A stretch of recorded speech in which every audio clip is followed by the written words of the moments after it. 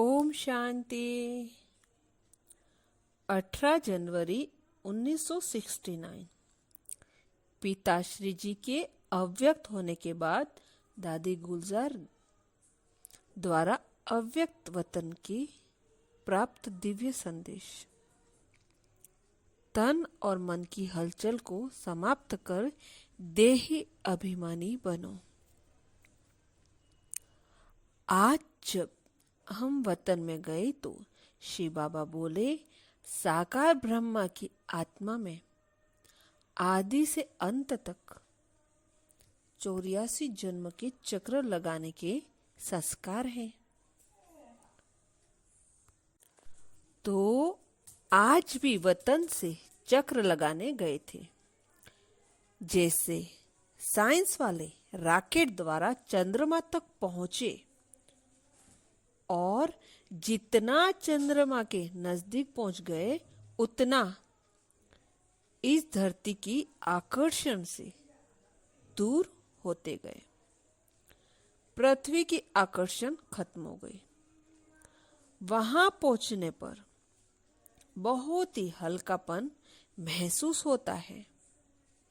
जैसे तुम बच्चे जब सूक्ष्म वतन में आते हो तो स्थूल आकर्षण खत्म हो जाती है, तो वहां भी धरती की आकर्षण नहीं रहती।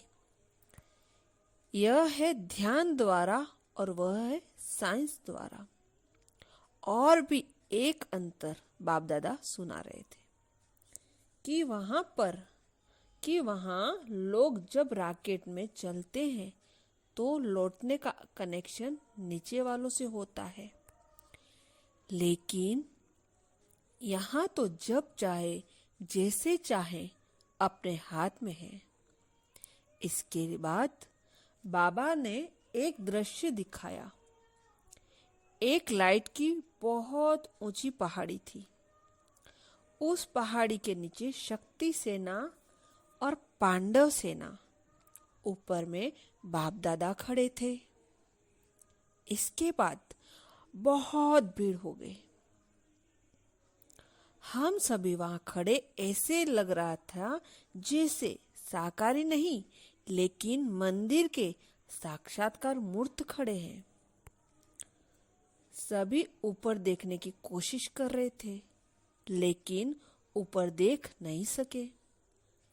जैसे सभी बहुत तरस रहे थे।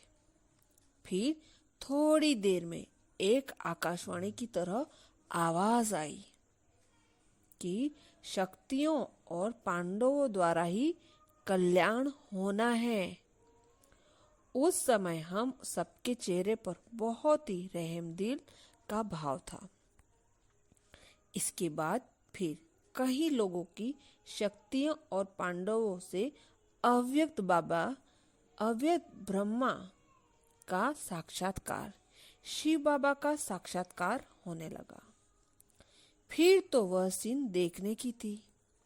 कोई हंस रहा था, कोई पकड़ने की कोशिश कर रहा था, कोई प्रेम के आंसू बहा रहा था, लेकिन सारी शक्तियां आग के गोले समान तेजस्वी रूप में स्थित थी।